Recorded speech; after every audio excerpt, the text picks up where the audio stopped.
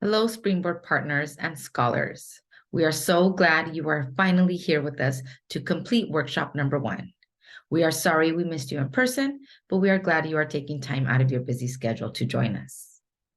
Let me begin by sharing our screen.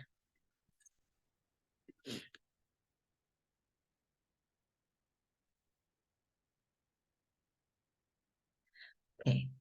Make sure that you have taken the time to sign in. Make sure your student or your scholar is sitting next to you. And if you are joining us today in person, please take some time to introduce yourself to someone. If you are joining us in this virtual space, please make sure you have included your child's name, your name, and your relationship to them in the chat box. Again, make sure that your child is sitting with you. Please pause the video now to take some time to do this. Let's continue. Today's topic is, why are you reading this? As readers, we set a purpose and a goal in any book selection that we make.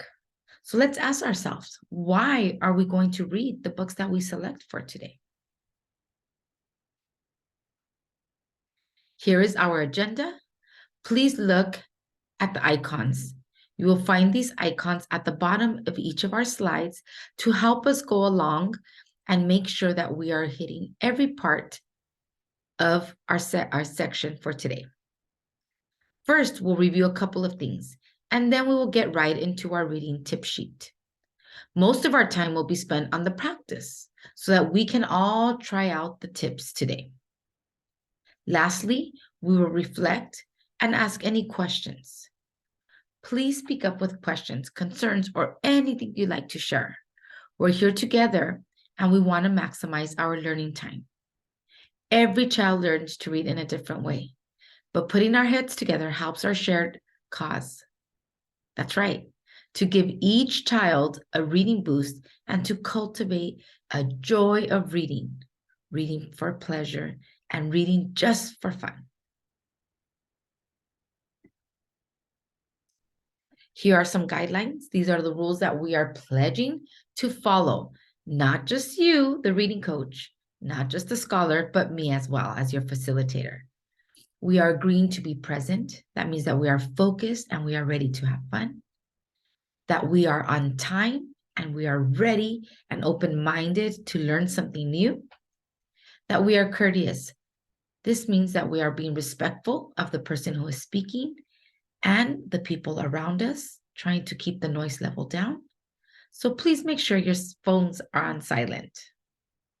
Lastly, and most importantly, that you ask questions, whether you write them down and you ask them later, or you stop us by raising your hand to participate. Again, if you're on this virtual space, the guidelines are the same. We remind you to please keep your camera on so that you can be focused on the learning today. Make sure your student or your scholar is sitting next to you. And again, make sure your microphone is on mute unless you would like to ask a question and or you are asked to come off of mute, because we do want to make sure we hear from everybody. All right, let's begin. Why are we here? So remember that your child has a reading goal and that we are all working together, collaborating as a team to ensure that your child reaches that goal by practicing the strategies that are listed in the action plan. By now, you should have received a sheet with your child's action plan.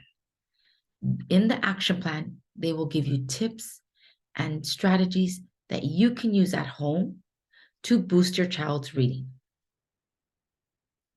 Again, there are so many ways to practice reading, but today we are going to share some of the strategies that we use in class so that you can work together with your scholar at home and practice and take the time to exercise reading outside of school.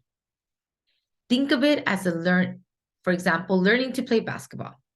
Your child's individualized strategy is a drill to help your child shoot a three-pointer. But there's more than shooting three-pointers, right? There's also dribbling, free throws, layups, etc.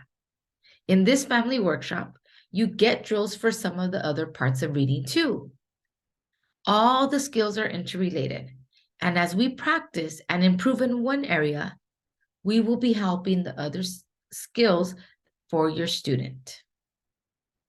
While we're helping your child at school, you're helping your child read at home by practicing the strategies that are listed in the action plan and or on today's tip sheet. It is super important that we also stop to ask questions. Make sure we are asking questions as they are reading. This will give them the reading boost that they need. While they are working on new skills, your child will make mistakes. And that is okay. We all make mistakes, even grown-ups. That's right, scholars, even us as teachers. We need to reassure our scholar that it is okay. Remember that we are patient, at-home literacy coaches, and that this is all part of the process. Before we begin, we want to make sure you have all your materials that you need. You will need the tip sheet, and you will need books from which your student can choose from.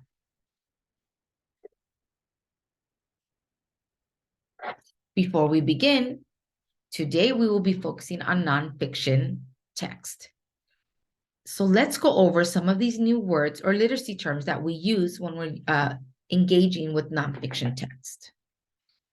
Nonfiction text is informational reading, books that provide us with information, not necessarily a story. And the first thing we are going to do as readers is that we always predict. When we make a prediction, we are making an educated guess about something we think might happen in the future or in the book. So for example, if I'm reading a book about ants, bees, and other social insects, I might make a prediction that we might be reading about caterpillars or spiders, other insects other than bees and ants. If I pick up this book titled Trees, a prediction I might make is, I wonder how many types of trees there are. Next term is the table of contents. When we open a nonfiction book, usually we have a table of contents at the beginning that lists the titles, chapters, or sections in the book. For example, these are all the sections in the book, and they also give us the page number where we can find that information. Something very important that we see in nonfiction books and not in fiction or story books are headings. The headings are a word or a phrase that explains what this section in the book is going to be about. For example, where do trees grow? That is the first section we see here. Another section might be apple trees, orange trees.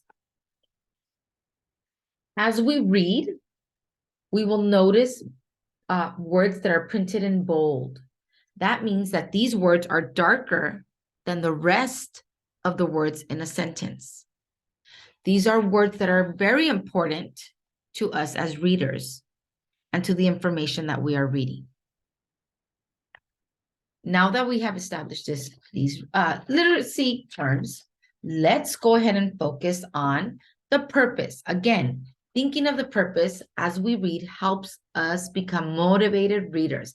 It helps us become more connected and engaged with the text. So again, the question is, why are we reading this? Think of the reasons why we would be reading this text.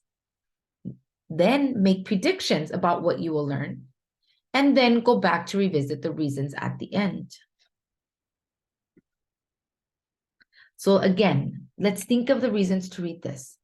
Why are we reading this text? What information do we hope to get from the text?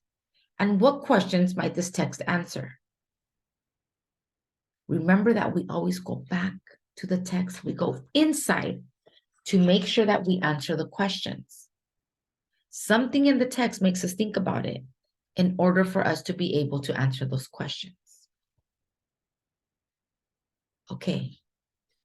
Again, number one, let's make a prediction about what we are going to learn. What will you learn about from this book? What in the book makes you think that? What are some of the words you might read in this text? What do you already know about the topic? So today, I am going to choose to focus on the book about trees. So a prediction I might make about what I think might happen is, what type of different trees are there? If I go to my table of contents, I might use some of this information to help me resolve that educated or confirm my educated guess. For example, I asked the question, what types of trees are there? What are those different trees? I have a heading that says, where do trees grow? Apple trees, orange trees, maple trees. Right there, I already see 3 different types of trees. What are some words I might be reading about in the text? And again, what do I already know about trees? That's going to help me make meaning of the text. Remember that as we go through, we want to make sure we come back to those reasons at the end. We want to make sure that we are confirming our predictions, that we are talking or discussing about what we learned and what we set out to learn, that we use the book to show where we learned that information. We need to go back and find that evidence in the text. And then we might come up with more questions to ask. Coaches or partners, here are some questions that you might consider using with your scholar as you go through. I will let you take a minute to read these questions and think about the best one that might fit your conversation with your little one.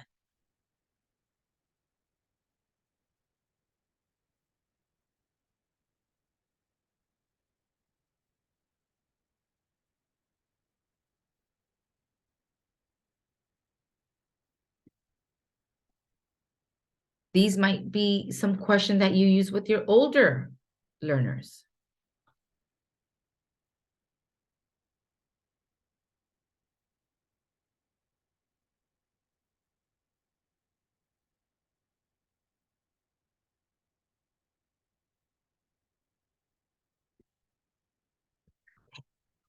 It is your time to practice. Remember that as we read, we are not only going to be asking ourselves, why are we reading this? But we are also going to focus on other skills and strategies that might be listed in your goal sheet. And or we might be focused on reading the words correctly, making sure we read through the words and we look for those patterns. For example, the double E, that's going to help us say E in trees, that we are sounding out our words. Remember, number 1, to choose the book that best fits your student, to ask questions and talk about why you're going to read this book, read the book, and then ask some more questions. If you need any help, feel free to call me over or come off mute to ask a question. This is your time to practice with your student. You have about 10 to 12 minutes, so please pause the video now.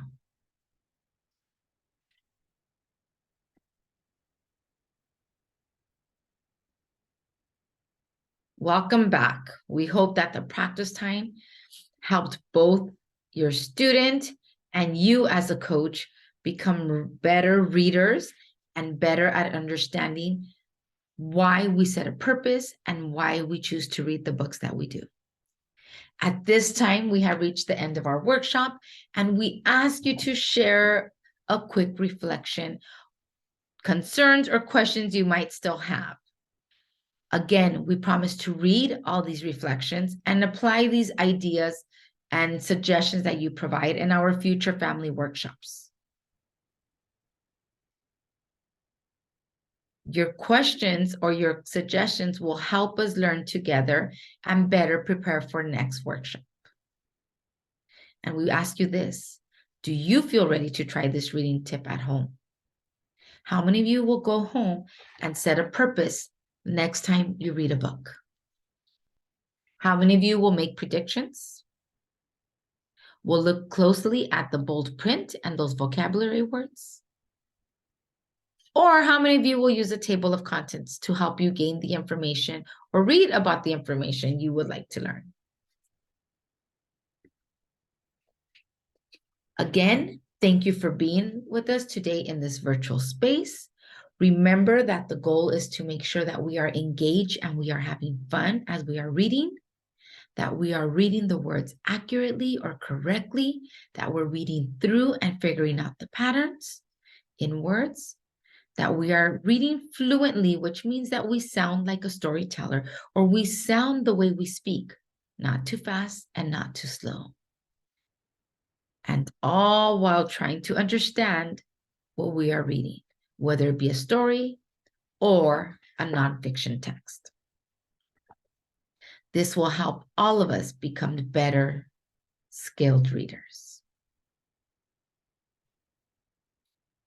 Okay, again, please remember to include some feedback. Let us know how we can improve our time together in the future.